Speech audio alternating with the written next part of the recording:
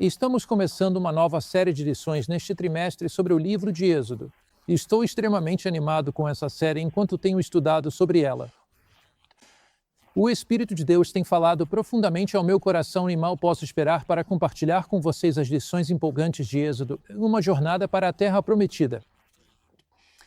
As lições foram escritas pelo Dr. Yuri Miskala, que é o reitor do Seminário Teológico da Universidade Andrews.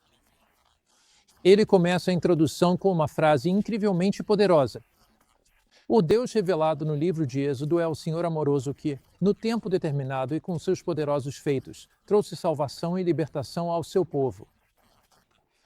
Embora Moisés seja uma figura central e proeminente no livro de Êxodo, é fundamental reconhecer que Deus é, de fato, o personagem principal e o verdadeiro protagonista desse livro sagrado. Ele é o Deus que é confiável, o Deus em quem se pode confiar, o Deus que nunca decepcionará seu povo, o Deus que é o Deus da verdade. Entramos direto na primeira lição da série chamada Opressão, o contexto e o nascimento de Moisés. Quando li esta lição, fiquei impressionado com um único pensamento em que o povo de Deus, às vezes oprimido, marginalizado, esmagado, aparentemente derrotado, abatido, nunca está realmente derrotado, porque Deus está sempre com seu povo. No parágrafo de abertura, eu adoro esta frase. O livro do Êxodo ressoa com relatos dos oprimidos, dos marginalizados, dos perseguidos, dos explorados e degradados. Assim, pessoas hoje que se sentem abandonadas, esquecidas e escravizadas podem encontrar esperança porque o mesmo Deus que salvou os hebreus pode salvá-las também. Este é o Deus, o libertador milagroso do Egito, através do Mar Vermelho, com a libertação espetacular de Israel. Esse ato poderoso de Deus revela um Deus de feitos grandiosos, um Deus que vai libertar seu povo. Na lição de domingo, lemos sobre o povo de Deus no Egito. Quando José foi jogado naquele poço e traído por seus irmãos, quando foi vendido para mercadores ismaelitas e levado ao Egito, José mal sabia o milagre que Deus realizaria. José, devido à sua fidelidade a Deus, conquistou o favor do faraó, tornando-se, eventualmente, o segundo depois do faraó do Egito. Poderíamos chamar José de primeiro-ministro do Egito. Em um tempo de fome, os irmãos de José e a família de José, os filhos de Jacó, tornaram-se parte da nação egípcia. Eles, na verdade, eram israelitas dentro das fronteiras do Egito. Lemos sobre essa história, é claro, no livro de Gênesis. Gênesis 46, 27. Lendo sobre a história dos israelitas chegando à terra do Egito. Está escrito em Gênesis 46, 27, e os filhos de José, que lhe nasceram no Egito, foram 2 almas. Todas as almas da casa de Jacó, que vieram ao Egito, foram 70. Então, quando eles finalmente chegaram ao seu destino, eram cerca de 70 pessoas da grande família de Jacó que entraram no Egito, mas é extremamente interessante notar que em Êxodo 12:37, quando o povo de Israel saiu do Egito, a história e os acontecimentos eram dramaticamente diferentes e muito mais numerosos. Êxodo 12:37, e os filhos de Israel partiram de Ramessés para Sucote, cerca de 600.000 a pé, que eram homens, fora as crianças. Então, se você tem 600.000 homens e ainda tem mulheres e crianças, provavelmente havia entre 1,5 milhão a 2 milhões de israelitas. De 70 em Gênesis para 2 milhões? A bênção de Deus repousou sobre o povo de Deus, os israelitas. Agora, eles passaram por opressão, seus feitores os governaram com crueldade, mas mesmo assim Deus os abençoou. Passar por opressão, passar por dificuldades, enfrentar desafios, não significa de forma alguma que perdemos a bênção de Deus. Em Êxodo 1:8, 11, lemos sobre os feitores que dominaram os israelitas. Êxodo 1:8, 11, e então se levantou um novo rei sobre o Egito, que não conhecia José.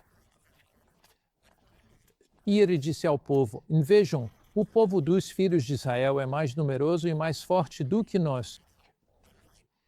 Vamos, sejamos astutos com eles, para que não se multipliquem, e aconteça que, vindo alguma guerra, eles também se unam aos nossos inimigos e lutem contra nós. e assim os expulsariam da terra. Por isso, puseram sobre eles feitores para os afligirem com suas cargas, e eles construíram para o faraó cidades Armazém, Pitom e Ramessés. Mas quanto mais os afligiam, tanto mais se multiplicavam e cresciam. Perceba, os feitores egípcios estavam afligindo os israelitas, mas mesmo assim os israelitas cresciam. A bênção de Deus estava sobre eles. Mais uma vez, só porque você está passando por dificuldades, desafios, porque às vezes sente, o peso da opressão de Satanás, isso não significa que Deus não está te abençoando, não significa que Deus não tem algo especial reservado para você. Agora, vamos conhecer um pouco do contexto histórico. Por que Israel estava sendo abençoado em meio à opressão egípcia? Gênesis capítulo 37 e Gênesis capítulo 39 revelam as razões para isso. Então vamos para Gênesis capítulo 39, versículo 2. E o Senhor estava com José, e ele era um homem próspero, e estava na casa de seu senhor, o egípcio. O Senhor era o quê? Com José. Se você baixar os olhos caírem no versículo 21, e mais o Senhor estava com José e demonstrou misericórdia, e lhe deu graça aos olhos do carcereiro. Então o Senhor está com José e lhe dá graça aos olhos do faraó. A esposa do faraó condena José por atividade ilícita e atividade imoral, investidas imorais, investidas impróprias. José acaba na prisão, mas a Escritura diz no versículo 21 que o Senhor está com José. José então interpreta o sonho do padeiro e do copeiro. Deus está com ele, e ele se torna embaixador na casa do faraó. No meio da opressão, no meio da dificuldade, no meio dos desafios, quando Deus está conosco, ele nos abençoa em meio a tudo isso. Agora vamos olhar um pouco do contexto histórico sobre esses faraós. O faraó que não conhecia José era um faraó chamado Amoses. Depois veio Amenófis. Ele foi governante que temia os israelitas e os oprimia. É sobre esse governo que acabamos de ler. Depois, mais tarde, vem Tusmei-Si. Ele é quem decretou a morte de todas as crianças hebreias. Depois tem a filha dele, Hatshepsut. Recentemente, em uma visita ao Egito, fomos ao grande, mausoléu, ao grande, palácio de Hatshepsut. Sem dúvida, ela era a filha de Tusmei-Si, que decretou essa sentença de morte. Ela foi quem encontrou Moisés naquele cestinho. Agora, a filha de Tusmei-Si, Hatshepsut, tinha um irmão, e ele era Tusmés III.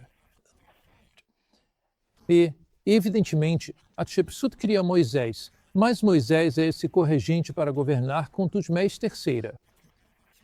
Tusmés III tem ciúmes de Moisés, e há um conflito ali. Então, nós vamos estudar mais sobre isso à medida que avançarmos, mas isso já te dá um pouco do contexto histórico. Então, vemos que um decreto de morte foi promulgado para que todos os meninos fossem mortos por Tusmei-Si. Ele se sente ameaçado.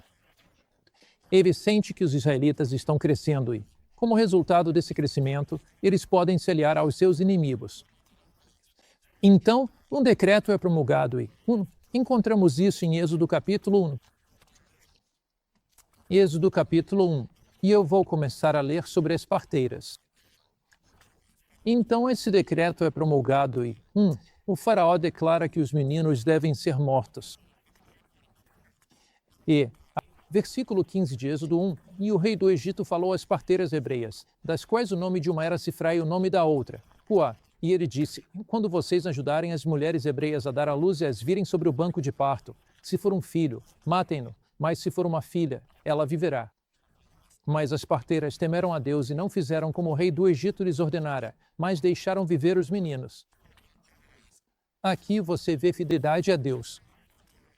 Essas mulheres receberam a ordem de agir contra os mandamentos de Deus. Mesmo diante do faraó mais poderoso da terra, mesmo diante do homem mais poderoso do país, elas se recusaram a obedecer. Agora, me chamou a atenção uma nota lá no final das nossas lições sobre essas parteiras, na lição de sexta-feira. Fala sobre o motivo de Satanás querer acabar com as crianças hebreias. É do livro Patriarcas e Profetas, página 242. Satanás sabia que um libertador seria levantado entre os israelitas, e ao induzir o rei a destruir seus filhos, ele esperava frustrar o propósito divino. Mas as mulheres temeram a Deus e não ousaram executar o cruel decreto. O Senhor aprovou a atitude delas e as fez prosperar. Agora vem a boa notícia. Apesar de todos os planos de Satanás, Deus interveio e frustrou os planos do inimigo. Quando somos fiéis a Deus, Ele realmente nos abençoa de maneiras extraordinárias. Na lição de quarta-feira, lemos sobre o nascimento providencial de Moisés. Êxodo capítulo 2, versículos de 1 a 10. Foi um homem da casa de Levi e tomou por esposa uma filha de Levi. E a mulher concebeu e deu à luz um filho. Vendo que era formoso, escondeu-o por 3 meses. Então ela está escondendo, mas logo ele será descoberto. Logo, a criança chorando, esse menino hebreu, alguém vai contar, e logo os egípcios virão, os soldados, e vão matá-lo. Então, o que essa mulher faz? Quando ela não pôde mais escondê-lo, pegou um cesto de junco, calafetou com betume e piche, e colocou a criança dentro. Ela o pôs entre os juncos, à beira do rio, e a irmã dele ficou de longe, observando para ver o que aconteceria. E a filha do faraó desceu para se banhar no rio, e suas servas caminhavam pela margem. Quando ela viu o cesto entre os juncos, mandou sua criada buscá-lo. Você conhece a história. E a filha do faraó, Hatshepsut, pega esse bebê nos braços, olha para aquele pequeno bebê hebreu com aqueles olhos brilhantes, o balbuciar e o sorriso. E ela não consegue pensar em mandar matar aquela criança. Então ela decide educar o bebê, e Deus, em sua providência, a levou a esse momento naquela hora. Moisés foi amaldiçoado ao nascer, mas Deus transforma a maldição em bênção. Quem foi que pagou pela criação de Moisés até ele completar 12 anos? Foi a filha do faraó, com o tesouro do faraó. Você se lembra? A irmã de Moisés, Miriam, diz para a filha do faraó, e eu vou encontrar uma mulher hebreia para criá-lo para você. E o que a filha do faraó responde? Ela diz que, vai pagar um salário por isso. E foi exatamente o que aconteceu. Então Deus transforma a maldição em bênção. A filha do faraó paga, com o tesouro do faraó, para que a mãe de Moisés, uma pobre hebreia, crie o menino. Mas aí fica ainda melhor. Quem paga pela educação de Moisés no Egito, desde os 12 até os 40 anos? Quem paga pelo doutorado dele na Universidade do Egito? Sai do tesouro do faraó. Claro, Moisés teve muito que desaprender nos dias seguintes no deserto, mas o fato é que Moisés se tornou um dos homens mais instruídos de sua época. Ele entendia de história, cultura, língua, geografia. Ele entendia de poder militar e guerra. Ele entendia de organização e administração, tudo pago pelo governo egípcio. Agora, aqui está a notícia incrível. Se você for fiel a Deus, Deus pode transformar toda maldição em bênção. Se você for fiel a Deus, Deus pode transformar nossas tristezas em alegria. Deus pode pegar os pedaços quebrados da nossa vida e fazer um mosaico maravilhoso com eles. Mas ainda assim, apesar de tudo isso, sabemos apenas algumas coisas sobre a juventude de Moisés. O último parágrafo da lição de quarta-feira, depois de ser milagrosamente salvo e adotado por Hatshepsut, Moisés viveu seus primeiros 12 anos com a família original. Depois, Moisés recebeu a melhor educação egípcia, tudo para prepará-lo para ser o próximo faraó do Egito. Que fascinante que, no final das contas, grande parte dessa educação seria inútil ou até mesmo prejudicial ao que realmente importava, o conhecimento de Deus e de sua verdade. Então Deus permitiu que Moisés aprendesse algumas lições muito preciosas na Universidade do Egito, mas ele teve que desaprender muita coisa disso no deserto. Mas Deus transformou todas aquelas maldições contra ele em uma bênção incrível. Mas houve uma mudança de planos. Veja, Moisés achava que era hora de libertar Israel, mas o tempo de Moisés não era o tempo de Deus, porque havia muito que Moisés precisava desaprender naqueles 40 anos no deserto. Moisés viu um egípcio oprimindo um israelita e, então, tomado pela raiva e achando que era o momento de Deus para libertar Israel, matou aquele egípcio. A raiva de Moisés saiu do controle. Moisés queria libertar Israel do seu jeito, com sua força militar, com sua organização militar, com as coisas que aprendeu no Egito. Esse não era o caminho de Deus. Deus queria que Moisés dependesse dele. Deus queria que Moisés se apoiasse nele. Deus queria que Moisés confiasse nele. No dia seguinte, 2 israelitas estavam brigando, e Moisés foi separar a briga.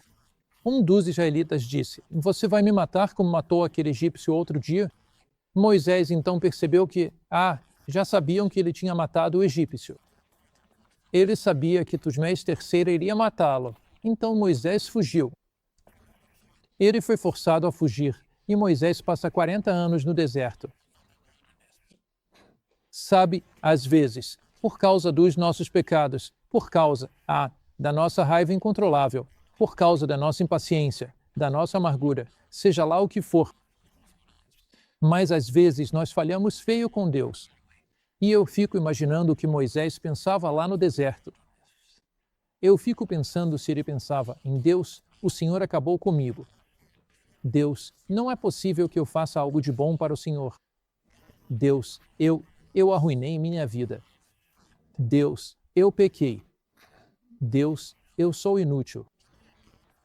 Você consegue imaginar usar um doutorado da Universidade do Egito, um dos homens mais instruídos do seu tempo, para cuidar de ovelhas? Quero dizer isso.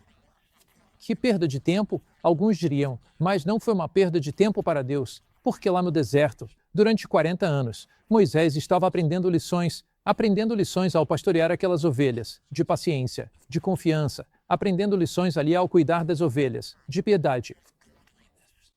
Enquanto ele olhava para as estrelas, via o poder e a força de Deus. Enquanto ele pastoreava aquelas ovelhas, via a paciência e a ternura de Deus. Quando enfrentou o leão e o urso, viu o poder milagroso de Deus. Ali no deserto, Moisés aprendeu a confiar. 40 anos antes, Moisés disse: "Estou pronto para libertar Israel, ore para mim, Deus." 40 anos depois, Deus vem até ele, e Moisés diz: "Eu não estou pronto." Às vezes, quando achamos que estamos prontos para fazer algo grandioso para Deus, não estamos. E às vezes, quando achamos que não estamos prontos para fazer algo grandioso para Deus, aí é que estamos. Você pode dividir a vida de Moisés em 3 períodos de 40 anos.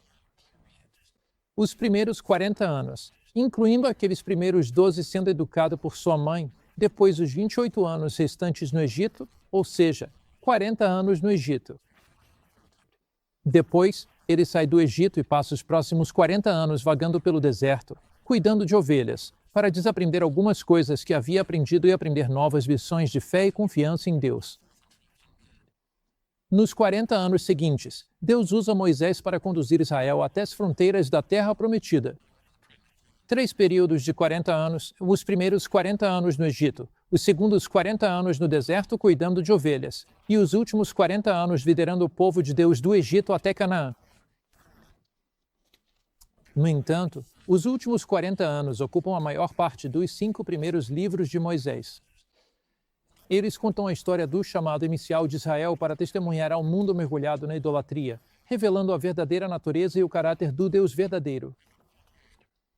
Agora, aqui está a boa notícia. Quando você olha para a história de Israel, eles têm altos e baixos. Há momentos em que estão próximos de Deus e momentos em que se afastam dele, mas Deus nunca se afasta deles. Deus trabalha com eles apesar de todos os seus erros. Deus trabalha com eles apesar de todos os seus fracassos, apesar de todos os seus pecados. A boa notícia é que as dificuldades da vida podem ser superadas pela graça de Deus.